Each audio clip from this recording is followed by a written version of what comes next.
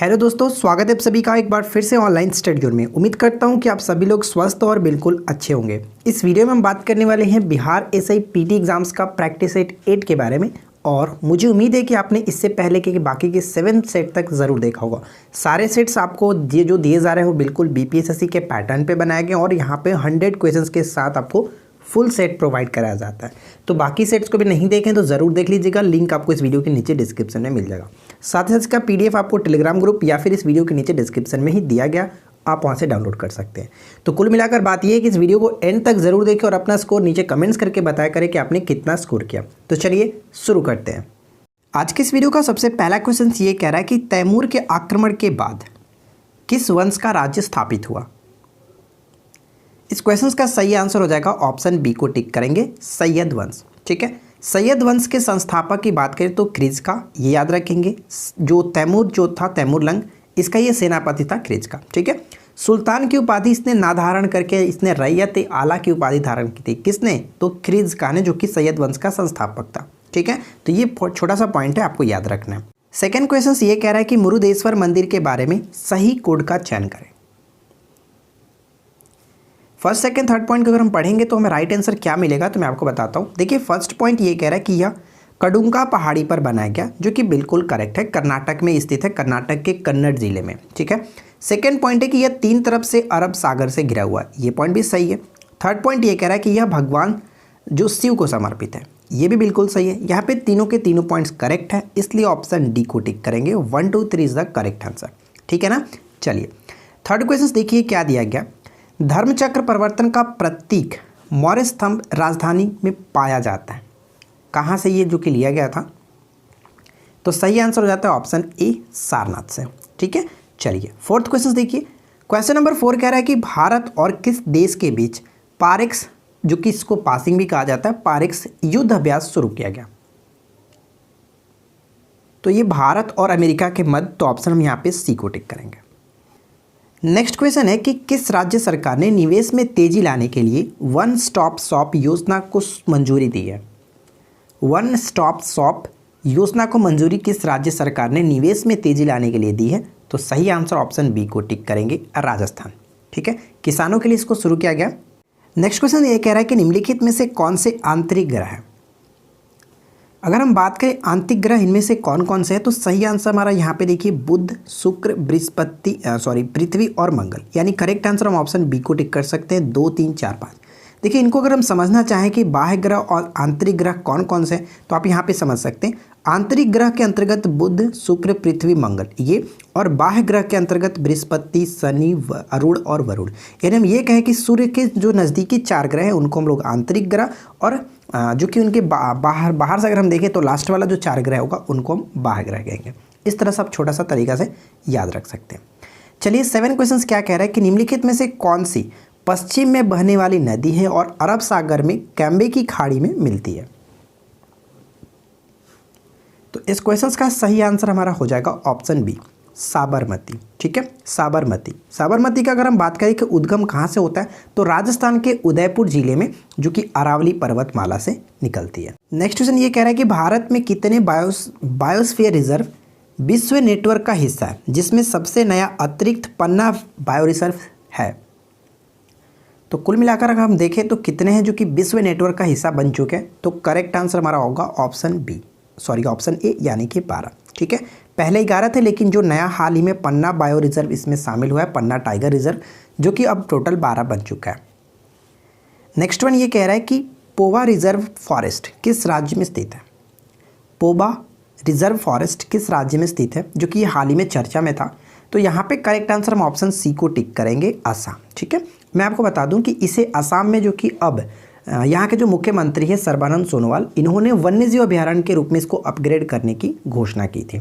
अगर क्वेश्चन पूछ ले कि ये असम में किस जिले में स्थित है, तो इसको भी आप याद रखेंगे, जो कि धेमाजी जिले में स्थित है। ठीक है, धेमाजी जिले में स्थित है। चलिए नेक्स्ट क्वेश्चन क्या कह रहा है कि नैनो मिशन किसके द्वारा लागू किया जाता है। नैनो मिशन जो किसके द्वारा लागू किया जाता है, तो बिल्कुल आसान सा क्वेश्चन है। करेक्ट आंसर ऑप्शन बी को टिक करेंगे, विज्ञान और प्रौद्योगिकी मंत्रालय के द्वारा। नेक्स्ट वन क्या कह रहा है कि हीनयान बौद्ध धर्म का इस्तेमाल किया।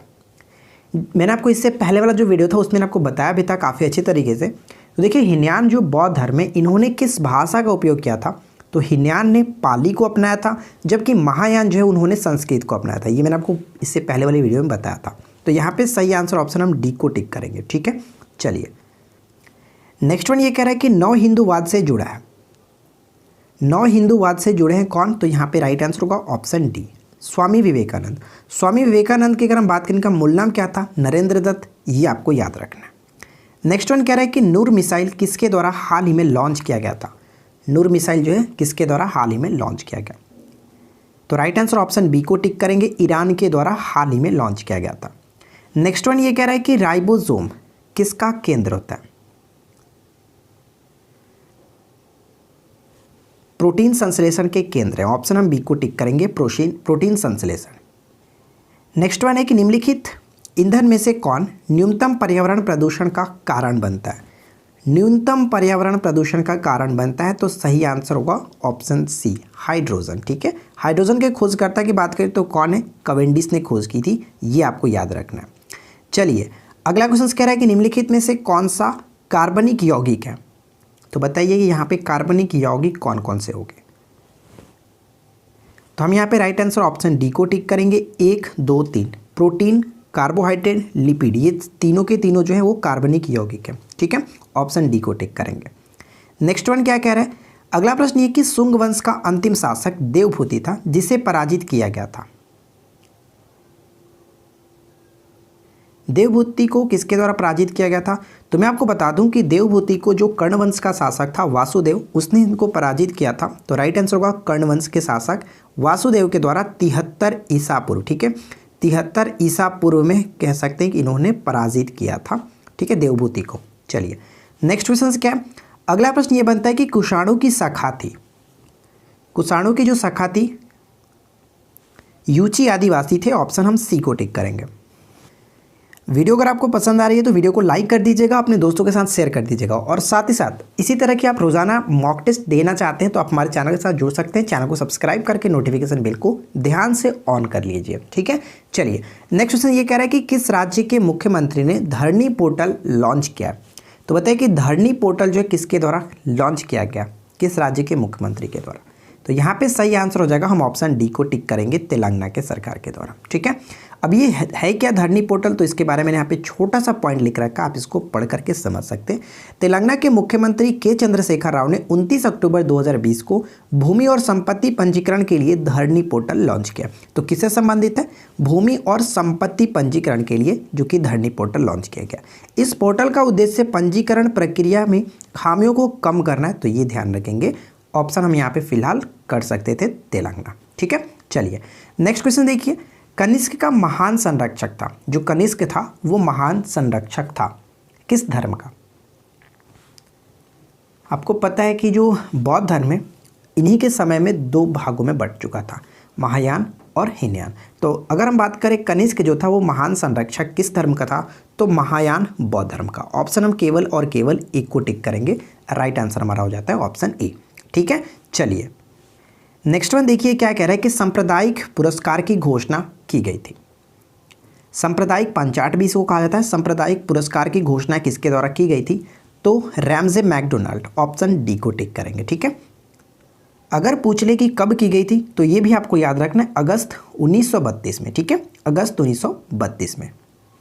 नेक्स्ट वन देखिए क्या कह रहा है कि सही कोड का चयन करें, यानी भारतीय संविधान का स्रोत प्रावधान है। बताइए कि कौन कौन से स्रोत से भारतीय संविधान में ग्रहण की गई है। यहाँ पे 4 पॉइंट्स दिए गए हैं, आप बताना है आपको कि कौन कौन से देशों से कौन कौन सी चीज़ें ली गई हैं। देखिए अगर हम यहाँ पे बात करें, भारत सरकार अधिनियम 1935 से संघीय योजना बिल्कुल सही है। अमेरिकी संविधान से मौलिक अधिकार बिल्कुल सही है। आयरिश संविधान से जो कि राज्य के नीति निर्देशक सिद्धांत है ये भी लिया गया, बिल्कुल सही। सोवियत संविधान से मौलिक कर्तव्य, यानी कि चारों के चारों चीज़ें बिल्कुल सही है, इसलिए हम ऑप्शन सी को टिक करेंगे। 1 2 3 4 करेक्ट है। ठीक है, चलिए नेक्स्ट क्वेश्चन देखते हैं। अगला प्रश्न हमारा ये कह रहा है कि निम्नलिखित बहमन शासकों में से बीजापुर के प्रसिद्ध गोल गुंबज का निर्माण किसने कराया था। बीजापुर के गोल गुंबज का निर्माण किसके द्वारा कराया गया था, तो यहाँ पे सही आंसर होगा Mohammad Adil Shah. Option A correct answer है। नेक्स्ट वन क्या कह रहा है कि हुमायूं को किस लड़ाई में पराजय के बाद भारत से भागना पड़ा था? किस लड़ाई में पराजय होने के पश्चात हुमायूं जो भारत से भाग गया था? तो करेक्ट आंसर होगा ऑप्शन बी यानी कि कनौज। आपको पता है कि शेरशाह और हुमायूं के मध्य कनौज का युद्ध, जिसको हम लोग बिलग्राम के युद्ध के नाम से भी जानते हैं, 1540 में हुआ था। इसी युद्ध में जो कि हुमायूं पराजय होने के पश्चात भारत से वो भाग गया था। ठीक है, चलिए नेक्स्ट क्वेश्चन ये कह रहा है कि शिवाजी का राज्याभिषेक हुआ था। बताइए कि शिवाजी का राज्याभिषेक कब हुआ था? तो शिवाजी महाराज का राज्याभिषेक कह सकते हैं 1674, ऑप्शन हम बी को टिक करेंगे। ठीक है, और आपको पता है कि शिवाजी ने सूरत को कब लूटा था? तो शिवाजी ने सूरत को 2 बार लूटा था। अब वो कब? तो पहला जो था वो 1664 और दूसरा जो था 1670। ये चीज़ आपको याद रखनी है, पेपर में पूछा गया। ठीक है, चलिए नेक्स्ट क्वेश्चन क्या है? अगला पॉइंट कह रहा है कि UN global climate action award 2020 किसने जीता है? तो ये अवार्ड हाल ही में जीता गया ग्लोबल हिमालयन एक्सपीडिशन के द्वारा, ऑप्शन हम डी को टिक करेंगे। नेक्स्ट प्रश्न ये कह रहा है कि किस देश ने हाल ही में भारतीय नौसेना को F-18 नौसैनिक लड़ाकू जेट देने की पेशकश की है? तो सही आंसर हो जाएगा ऑप्शन सी को टिक करेंगे, अमेरिका। नेक्स्ट क्वेश्चन देखिए। अच्छा, यहाँ पे कुछ एक्सप्लेनेशन मैंने दिया है, देखिए। भारत के साथ संबंधों को और घनिष्ठ करने की इच्छा से अमेरिका ने भारत को विमान वाहकों के लिए लड़ाकू जेट की ज़रूरतों को पूरा करने के लिए भारतीय नौसेना को अपने F-18 नौसैनिक लड़ाकू जेट देने की पेशकश की है। ठीक है, तो ये चीज़ आपको ध्यान रखना है, अमेरिका ने। अगला प्रश्न ये कह रहा है कि खेतड़ी किसके लिए प्रसिद्ध है? खेतड़ी किसके लिए प्रसिद्ध है? तो ये राजस्थान में एक खान है जो कि तांबा के लिए प्रसिद्ध है, ऑप्शन सी को टिक करेंगे। नेक्स्ट प्रश्न, प्रायद्वीपों का प्रायद्वीप कौन कहलाता है? प्रायद्वीपों का प्रायद्वीप कौन कहलाता है? तो यहाँ पे हमारा करेक्ट आंसर होगा यूरोप। प्रायद्वीपों का प्रायद्वीप यूरोप को कहा जाता है, ध्यान रखिएगा। नेक्स्ट क्वेश्चन, हेक्ला किस देश का ज्वालामुखी पर्वत है? हेक्ला जो है वो किस देश का ज्वालामुखी पर्वत है? तो मैं आपको बता दूं, हेक्ला जो है वो आइसलैंड का सक्रिय ज्वालामुखी में से एक है। और अगर हम यहाँ पे बात करें कि आइसलैंड की राजधानी क्या होती है, तो आप इसको भी याद रखिएगा, रिकजेविक। ठीक है, रिकजेविक इसकी राजधानी होती है। नेक्स्ट प्रश्न कह रहा है कि ओनेगा झील तथा लैडोगो झील किस देश में स्थित है? तो सही आंसर यहाँ पे ऑप्शन ए को टिक करेंगे, रूस में स्थित है। क्लियर। नेक्स्ट वन देखिए। अगला प्रश्न ये कह रहा है कि खनिज पदार्थों की दृष्टि से भारत का कौन सा क्षेत्र अधिक समृद्ध है? खनिज पदार्थों की दृष्टि से भारत का कौन सा क्षेत्र अधिक समृद्ध है? तो यहाँ पे सही आंसर होगा ऑप्शन डी, छोटा नागपुर का पठार। अगला क्वेश्चन क्या कह रहा है कि प्रसिद्ध तांबा खान चुकिक माटा निम्नलिखित में से किस देश में स्थित है? चुकिक माटा जो खान है, प्रसिद्ध तांबा खान है, इसको भी आप याद रख सकते हैं, डायरेक्ट पूछा जा सकता है कि चुकिक माटा खान किसके लिए प्रसिद्ध है? तो ये तांबा खान है। ठीक है, किस देश में स्थित है? तो सही आंसर होगा ऑप्शन डी, चिली। और चिली की राजधानी अक्सर पेपर में पूछा जाता है, तो याद रखिएगा चिली की राजधानी सेंटियागो। नेक्स्ट प्रश्न ये कह रहा है कि प्राचीन स्मारक संरक्षक एक्ट किस गवर्नर जनरल के कार्यकाल में पारित हुआ था? ये जो पारित हुआ था लॉर्ड कर्जन के समय में। ठीक है, लॉर्ड कर्जन के समय में। लॉर्ड कर्जन अक्सर ये जो कि चर्चा में रहते हैं, क्योंकि इनके समय में सबसे महत्वपूर्ण जो घटना थी बंगाल विभाजन, याद रखेंगे। ठीक है, विश्वविद्यालय अधिनियम भी इन्हीं के समय में हुआ था, ये भी आपको याद रखना है। नेक्स्ट वन ये कह रहा है कि किस जल विद्युत परियोजना को सिविल इंजीनियरिंग में उत्कृष्टता के लिए प्रतिष्ठित ब्रुनेल मेडल से सम्मानित किया गया? तो बताइए कि ब्रुनेल मेडल से हाल ही में सम्मानित किया गया।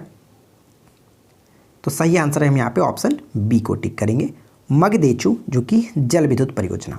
इससे जुड़ी पॉइंट्स हैं यहाँ पे, आप इसको भी पढ़कर याद रख सकते हैं। देखिए, अगर क्वेश्चंस में पूछ ले कि मगदेचू जो ये जल विद्युत परियोजना किस देश में स्थित है, तो पहला तो आपको याद रखना है कि भूटान, जो कि ये अक्सर पूछा जाता है। ठीक है, भूटान में भारत की सहायता से निर्मित मगदेचू जल विद्युत परियोजना को सिविल इंजीनियरिंग में उत्कृष्टता के लिए प्रतिष्ठित ब्रुनेल मेडल से सम्मानित किया गया। तो यहाँ पे आपको 2 पॉइंट्स याद रखना है। पहला, किसके सहयोग से बना है? तो भारत के सहयोग से भूटान में बना है। ठीक है, चलिए नेक्स्ट प्रश्न ये कि हाल ही में सृजन पोर्टल किसने लॉन्च किया? हाल ही में सृजन पोर्टल जो है किसके द्वारा लॉन्च किया गया? तो इस क्वेश्चन का सही आंसर होगा ऑप्शन बी, राजनाथ सिंह। रक्षा मंत्री राजनाथ सिंह ने हाल ही में सृजन पोर्टल को लॉन्च किया। और इससे जुड़ी एक पॉइंट है, यहाँ पे पढ़ सकते हैं कि रक्षा मंत्री राजनाथ सिंह ने 14 अगस्त 2020 को सृजन नामक एक पोर्टल को लॉन्च किया, ठीक है। और यह एक वन स्टॉप ऑनलाइन पोर्टल है जो कि वेंडर को स्वदेशी वस्तुओं के लिए मंच प्रदान करता है। नेक्स्ट वन ये कह रहा है कि माउंट सुमेरु लिखा गया, जो हाल ही में खबर में बना रहा था, किस देश में स्थित एक सक्रिय ज्वालामुखी है। माउंट सुमेरु किस देश का एक सक्रिय ज्वालामुखी है। तो हम यहाँ पे राइट आंसर किसे टिक करेंगे, ऑप्शन बी, इंडोनेशिया में स्थित है, ठीक है, ऑप्शन बी को टिक करेंगे। नेक्स्ट क्वेश्चन ये दिया गया कि किस देश ने तस्सिरकॉन हाइपरसोनिक क्रूज मिसाइल का परीक्षण किया।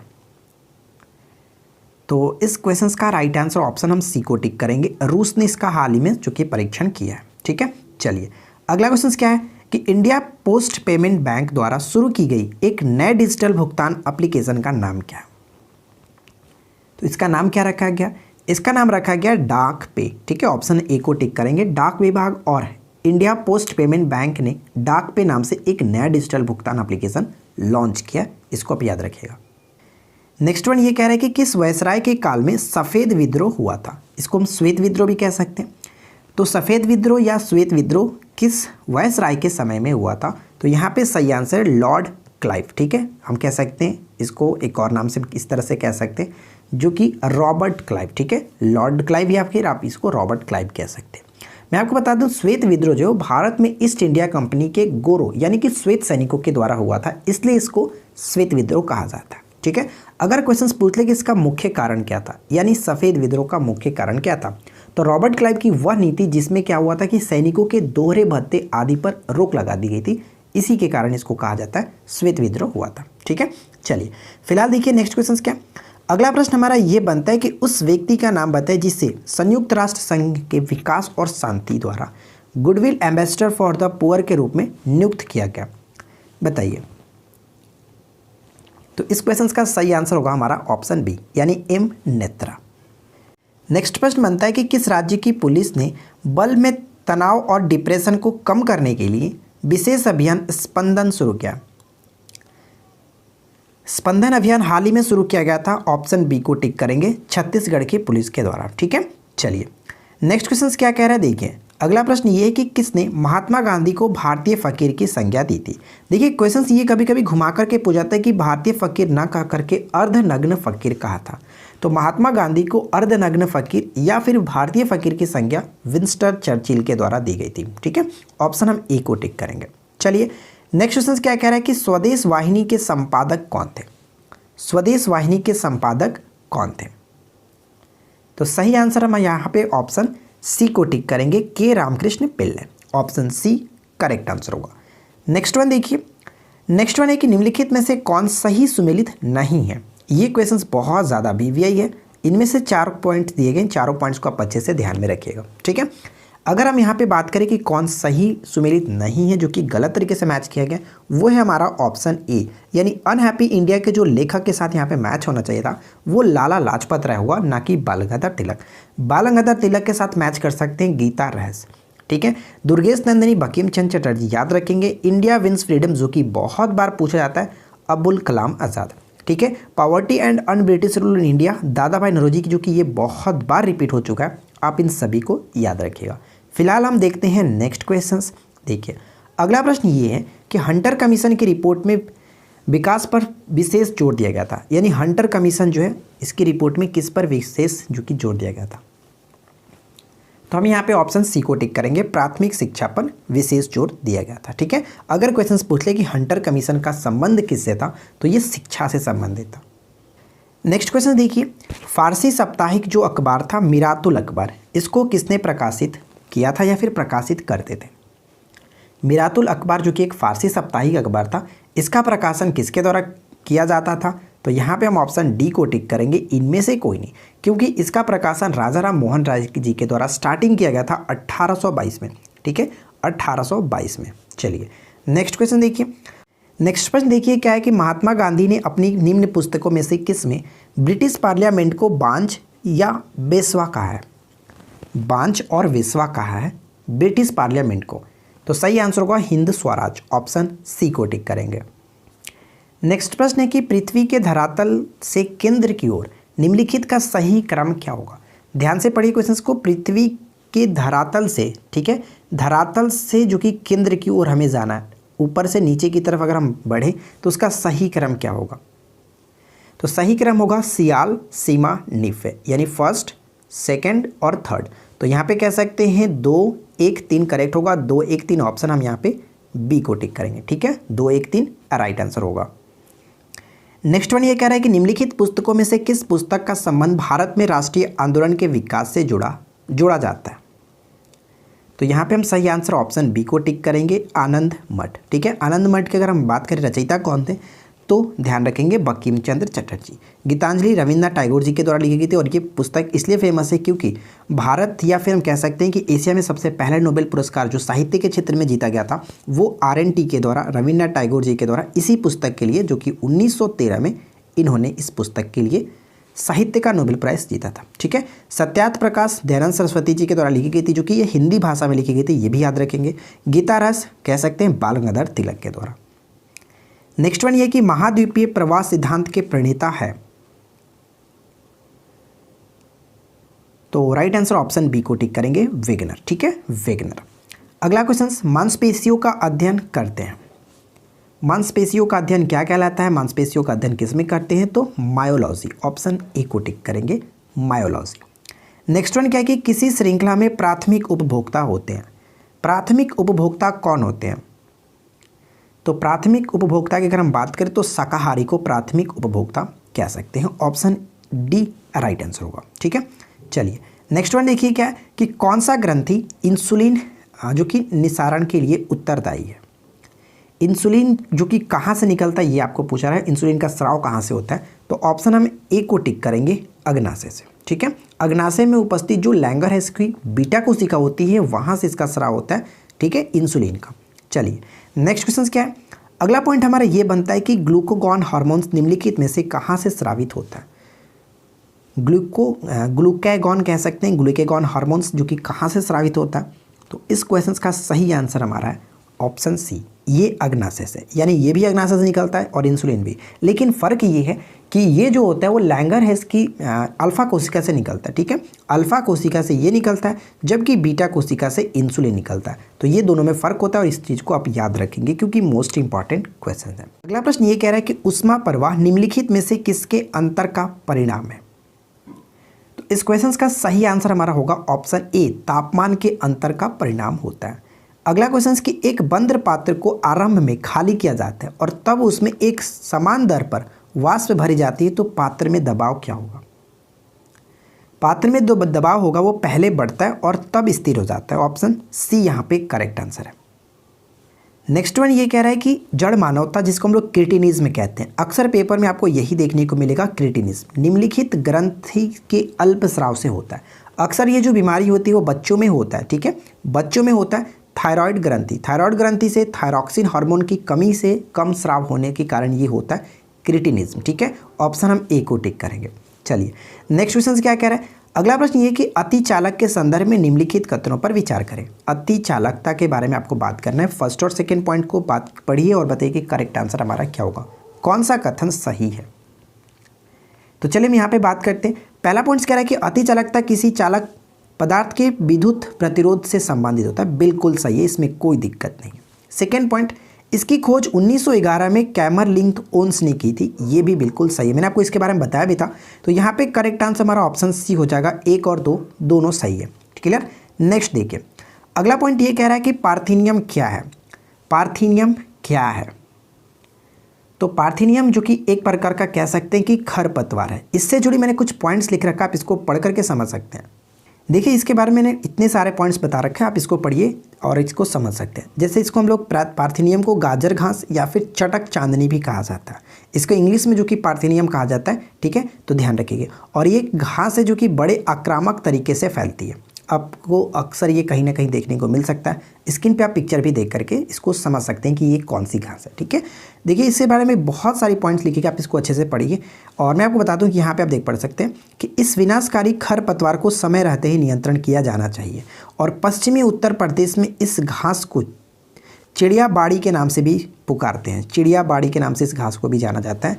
गाजर घास इसी को कहते हैं, चटक चांदनी भी इसी को कहते हैं, ठीक है, और इंग्लिश में इसको पार्थिनियम कहा जाता है। तो ये चीज़ आपको ध्यान में रखना है। नेक्स्ट पॉइंट है कि निम्न में से कौन सा उत्तक का उदाहरण है। उत्तक का उदाहरण इनमें से कौन सा है? तो मैं आपको बता दूं कि रक्त एक प्रकार का उत्तक होता है। अगर क्वेश्चंस पूछ ले कि रक्त किस प्रकार का उत्तक है, तो रक्त एक प्रकार का संयोजी उत्तक है। ऑप्शन बी को टिक करेंगे। नेक्स्ट क्वेश्चन है कि किस राज्य ने 180 दिन चलने वाला महिला सुरक्षा अभियान सेफ सिटी प्रोजेक्ट जो कि शुरुआत की है। सेफ सिटी प्रोजेक्ट की शुरुआत जो कि किस राज्य के द्वारा की गई थी? तो यहाँ पे सही आंसर होगा ऑप्शन डी, उत्तर प्रदेश। उत्तर प्रदेश की गवर्नर आनंदीबेन पटेल ने लखनऊ में 1 महीना तक चलने वाला सुरक्षा अभियान जो कि ये महिलाओं के लिए था, इसको स्टार्ट किया था। और ये परियोजना 180 दिन तक चलने वाला एक अभियान है, जिसमें क्या हुआ था कि इस अभियान के तहत पुलिस और अन्य विभाग सार्वजनिक स्थलों पर महिलाओं की सुरक्षा को मजबूत करने के लिए दिशा में काम करेंगे, मजबूत करने की दिशा में काम करेंगे। इस योजना के तहत ध्यान रखेंगे। नेक्स्ट वन ये कह रहा है कि भारत के किस टाइगर रिजर्व को भारत का 12वां बायोस्फीयर रिजर्व घोषित किया गया। ये क्वेश्चंस तो इससे जुड़ी हम लोगों ने ऑलरेडी स्टार्टिंग में ही देख लिया था। तो देखिए 12वां बायो रिजर्व के रूप में घोषित किया गया पन्ना टाइगर रिजर्व। ऑप्शन डी को टिक करेंगे। इसको आप यहाँ पे पढ़ सकते हैं कि यह भारत का 12वां और मध्य प्रदेश का पंचमढ़ी और अमरकंटक के बाद तीसरा बायो रिजर्व है। ये पॉइंट इंपॉर्टेंट हो सकता है कि मध्य प्रदेश का ये कौन सा है, तो तीसरा है। ठीक है, किसके बाद? तो पंचमढ़ी और अमरकंटक के बाद तीसरा बायो रिजर्व घोषित किया जा चुका है। चलिए आगे की तरफ बढ़ते हैं। अगला प्रश्न ये कह रहा है कि हाइड्रोक्लोरिक अम्ल एक अन्य नाम है। हाइड्रोक्लोरिक अम्ल एक अन्य नाम है किसका? तो सही आंसर है म्यूरिएटिक अम्ल को ही हाइड्रोक्लोरिक अम्ल के नाम से भी जानते हैं। नेक्स्ट क्वेश्चन, मस्तिष्क का मुख्य सोचने वाला भाग कौन सा होता है? तो मैं आपको बता दूं कि मस्तिष्क का मुख्य सोचने वाला भाग जो होता है उसको हम लोग अग्र मस्तिष्क कहते हैं। ऑप्शन हम बी को टिक करेंगे। ठीक है, इसी को हम लोग सेरिब्रम के नाम से भी जानते हैं। अगला प्रश्न ये कि निम्न में से किस पुस्तक का 15 भारतीय और 40 विदेशी भाषाओं में अनुवाद हुआ है? तो सही आंसर यहाँ पे होगा ऑप्शन हम सी को टिक करेंगे, पंचतंत्र। ठीक है, पंचतंत्र के रचनाकार कौन थे? विष्णु शर्मा थे। और एक चीज़ मैं आपको और बता दूँ, इसको अबुल फजल ने फारसी भाषा में अनुवाद किया था। उसका नाम क्या था? तो उसका नाम जो था अनवरी ए सुहेली नाम से किया गया था। अनवरी ए सुहेली नाम से किया गया था फारसी में अनुवाद अबुल फजल के द्वारा। नेक्स्ट क्वेश्चन है कि श्वेत कोयला किसे कहा जाता है? श्वेत कोयला के नाम से किसे जाना जाता है? तो जल विद्युत को। ऑप्शन हम बी को टिक करेंगे, जल विद्युत। नेक्स्ट क्वेश्चन है कि जब तरंग माध्यम में चलता है तो क्या होगा?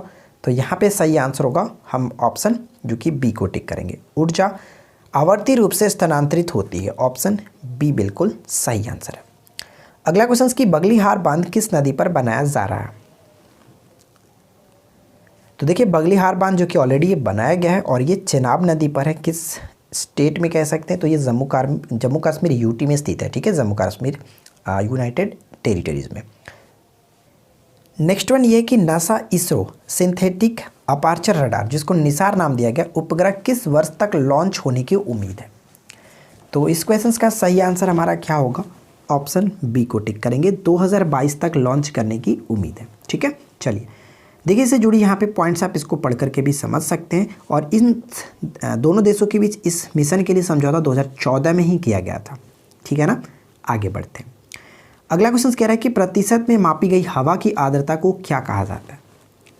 प्रतिशत में मापी गई हवा की आर्द्रता को हम लोग किस नाम से जानते हैं? उसको हम लोग कहते हैं सापेक्ष आर्द्रता। ठीक है, आर्द्रता मापने के लिए हाइग्रोमीटर का इस्तेमाल किया जाता है।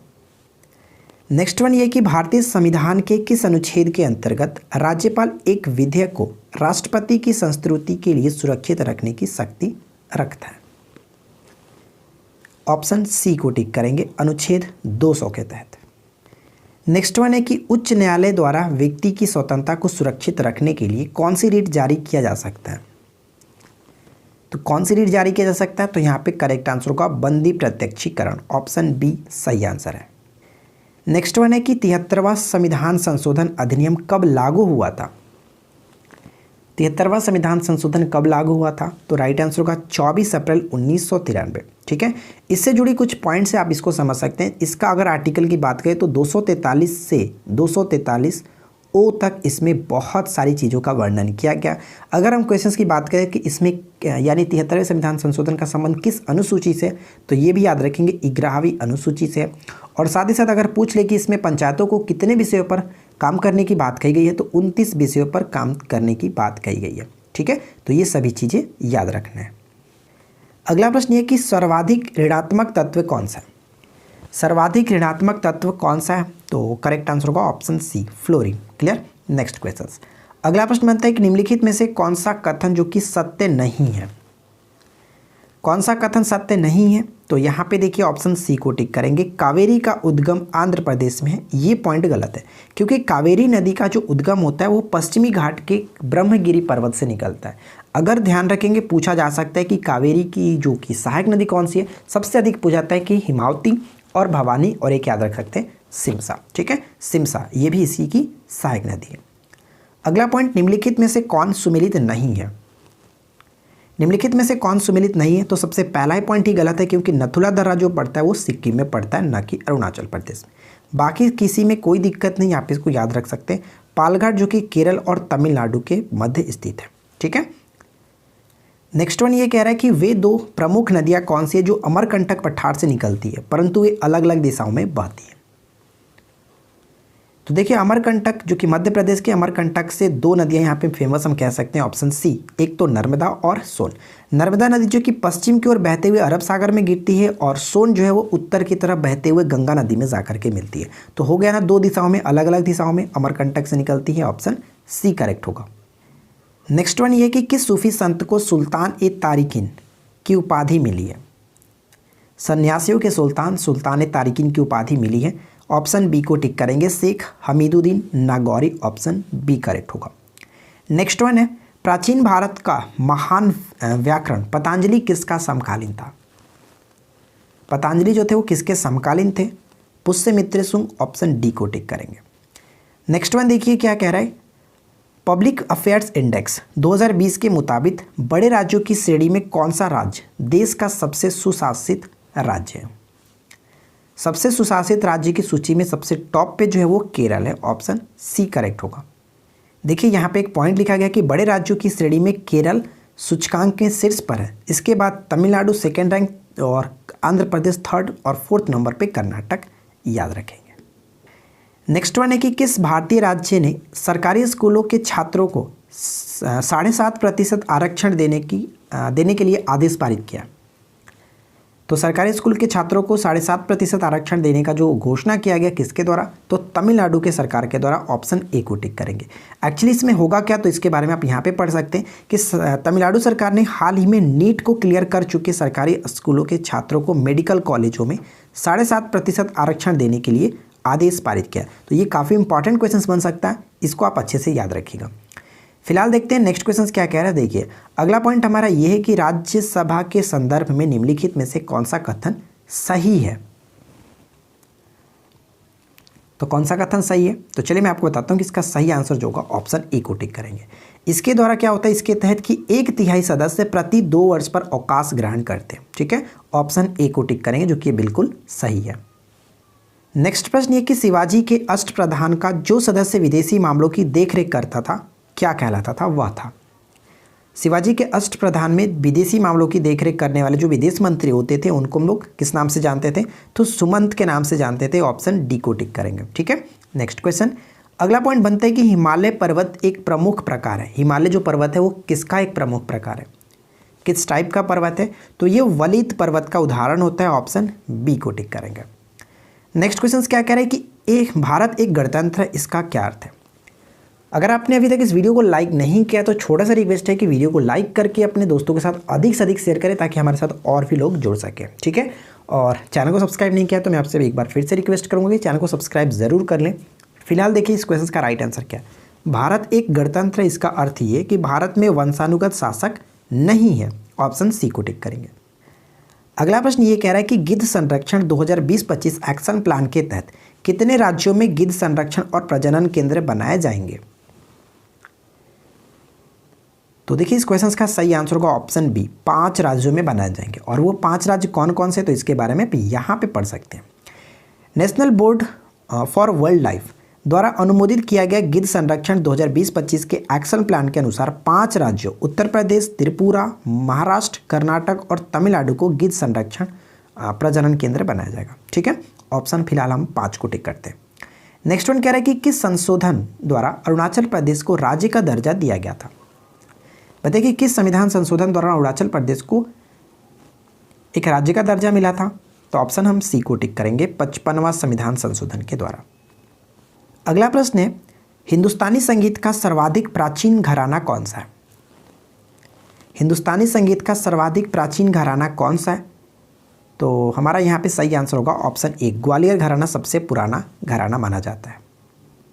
अगला प्रश्न ये कि तमाशा नृत्य को विकसित करने का श्रेय किसे जाता है। तमाशा नृत्य को विकसित करने का श्रेय किसे जाता है। तो सही आंसर होगा ऑप्शन बी को टिक करेंगे, बंशीधर भट्ट। क्लियर, बंशीधर भट्ट बिल्कुल सही आंसर होगा। नेक्स्ट क्वेश्चन ये कि पहला मैसूर युद्ध 1767 से 69 में ब्रिटिश और हैदर अली के बीच हुआ था, जो कि किस संधि के द्वारा समाप्त हुआ। आपको पता है कि इसमें क्या हुआ था, प्रथम जो मैसूर युद्ध हुआ था इसमें हैदर अली विजयी रहा था। क्लियर, और अगर हम बात करें किस संधि के तहत समाप्त हुआ था, तो मद्रास की संधि के तहत, ऑप्शन बी को टिक करेंगे। ठीक है, चलिए नेक्स्ट प्रश्न ये कह रहा है कि उत्तरायण का त्यौहार विशिष्ट रूप से किस राज्य में मनाया जाता है। तो देखिए इस क्वेश्चन का सही आंसर हमारा हो जाएगा ऑप्शन ए, गुजरात राज्य में ये मनाया जाता है। एक प्रकार का त्यौहार है उत्तरायण का त्यौहार। नेक्स्ट वन ये कि घड़ी अथवा गृहकर लगाने वाला दिल्ली का प्रथम सुल्तान कौन था। घड़ी अथवा गृहकर लगाने वाला दिल्ली का प्रथम सुल्तान कौन था। तो हम ऑप्शन डी को टिक करेंगे, अलाउद्दीन खिलजी। अलाउद्दीन खिलजी से कई सारे क्वेश्चंस पूछे जाते हैं, तो आप इससे जुड़ी हर क्वेश्चंस को याद रखेंगे क्योंकि डेफिनेटली पूछा जाता है। तो यहाँ पे मैं 2 क्वेश्चंस बताता हूँ, जैसे कि आप याद रख सकते हैं कि बाजार नियंत्रण प्रणाली की स्टार्ट इसी ने की थी, और साथ ही साथ एक चीज़ याद रख सकते हैं, इसके बचपन का नाम क्या था, अली और गुरसाज। ठीक है, और भी बाकी चीज़ें जो कि हम अलग अलग वीडियो में डिस्कस करते रहेंगे। अगला प्रश्न क्या है कि पासर डोमेस्टिक्स को सामान्यतः किस नाम से जाना जाता है। पासर डोमेस्टिक्स जो है वो किसको कह सकते हैं, चिड़िया। ठीक है, चिड़िया को आमतौर पर इसको जाना जाता है, ऑप्शन सी करेक्ट होगा। नेक्स्ट वन क्या कह रहा है कि पंथी निम्नलिखित में से किस राज्य की नृत्य शैली है। पंथी जो है वो किस राज्य की नृत्य शैली है। छत्तीसगढ़ की नृत्य शैली है, ऑप्शन डी को टिक करेंगे। नेक्स्ट प्रश्न बनता है कि दूसरी बार आपात की घोषणा बाह आक्रमण के आधार पर पाकिस्तान के युद्ध के समय की गई थी। पहला आपको पता है कब की गई थी, पहला 1962 में की गई थी जो कि चीन के साथ युद्ध के साथ, और दूसरा जो था 3 दिसंबर 1971। ऑप्शन हम यहाँ पे डी को टिक करेंगे। एक छोटा सा अपडेट मैं आपके साथ शेयर करना चाहता हूँ। अनअकैडमी पे हमारी टीम की तरफ से मेगा बैच स्टार्ट किया जा रहा है, विजय बीपीएससी करके फाउंडेशन बैच, बीपीएससी प्रीलिम्स और मेंस दोनों के लिए। बैच स्टार्ट हो रहा है 29 दिसंबर 2020 से, और इस बैच की एंडिंग जो डेट होगी 10 जुलाई से होगी। तो अगर आप इंटरेस्ट रखते हैं तो नीचे आपको लिंक दिया गया, वहाँ से जा करके इस मेगा बैच में जो कि ज्वाइन हो सकते हैं, सब्सक्राइब कर सकते हैं। ठीक है, नेक्स्ट क्वेश्चन क्या कह रहा है कि धार का किला जो कि मध्य प्रदेश में स्थित है, इसके निर्माणकर्ता कौन है। अच्छा, 97 यहाँ पर भी है, 97 यहाँ पर भी है। अच्छा, 2 क्वेश्चन 97 हो गया। चलिए कोई नहीं। तो देखिए मैं आपको बता दूं कि डायरेक्ट पूछा जा सकता है कि धार का किला किस स्टेट में पड़ता है, तो मध्य प्रदेश में, इसको याद रखेंगे। और धार का किला के निर्माणकर्ता मोहम्मद बिन तुगलक, MBT। ठीक है, चलिए नेक्स्ट क्वेश्चन देखिए। अगला प्रश्न ये कह रहा है कि सुनरेन मरुस्थल किस देश में स्थित है। सुनरेन मरुस्थल किस देश में स्थित है, तो ये मैक्सिको में स्थित है, ऑप्शन सी को टिक करेंगे। अगला प्रश्न है कि भारत में नए मुख्य सूचना आयुक्त वर्तमान में कौन है, बताइए। भारत के नए मुख्य सूचना आयुक्त वर्तमान में कौन बने हैं। तो सही आंसर हम यहाँ पे ऑप्शन डी को टिक करेंगे, यशवंत कुमार सिन्हा, जो कि विमल जुल्का के स्थान पर बने। और अगर क्वेश्चंस पूछ ले कि वर्तमान में नियंत्रक एवं महालेखा परीक्षक कौन है, तो राजीव महर्षि के स्थान पर गिरीश चंद्र मुर्मू बने। तो ये 2 पॉइंट्स आपको याद रखना है। अगला प्रश्न ये कि हाल ही में जारी ग्लोबल टेररिज्म इंडेक्स 2020 में आतंकवाद से प्रभावित देशों की सूची में भारत को कौन सा स्थान मिला है। तो भारत को स्थान जो मिला है वो 8वां स्थान मिला है, ऑप्शन बी बिल्कुल सही आंसर होगा। अगला प्रश्न ये बनता है कि निम्नलिखित में से किस परत को बेरिस्फीयर कहा जाता है। तो बेरिस्फीयर किस परत को कहा जाता है, तो सही आंसर होगा ऑप्शन सी, पृथ्वी के सबसे आंतरिक परत को कहते हैं बेरिस्फीयर। ठीक है, ऑप्शन सी करेक्ट आंसर होगा। तो देखिए फ्रेंड्स, इस वीडियो में हम लोगों ने सेट 8 को कंप्लीट किया और काफ़ी अच्छे क्वेश्चंस के साथ मैंने इस वीडियो को आपको कंप्लीट करा। पूरा 100 क्वेश्चंस हम लोगों ने फुल लेंथ। अब नीचे कमेंट करके बताइए कि आपने आउट ऑफ 100 से कितना स्कोरिंग किया, आपका मार्क्स क्या रहा। वीडियो कैसी लगी नीचे कमेंट्स करके जरूर बताएं, और साथ ही साथ रोजाना हमारे साथ सेट देने के लिए आप हमारे चैनल को साथ जुड़ सकते हैं। चैनल को सब्सक्राइब करके नोटिफिकेशन बेल को ऑन रखें। वीडियो अच्छी लगी तो लाइक कर दीजिएगा, दोस्तों के साथ शेयर कर दीजिए, PDF इसको डाउनलोड कर सकते हैं, नीचे लिंक दिया गया है, या फिर इसका जो कि टेलीग्राम से भी आप ज्वाइन होकर वहाँ से भी डाउनलोड कर सकते हैं। तो कुल मिलाकर बात यह है कि हम मिलते हैं नेक्स्ट वीडियो में किसी नए टॉपिक के साथ। Thanks for watching, keep learning, have a good day.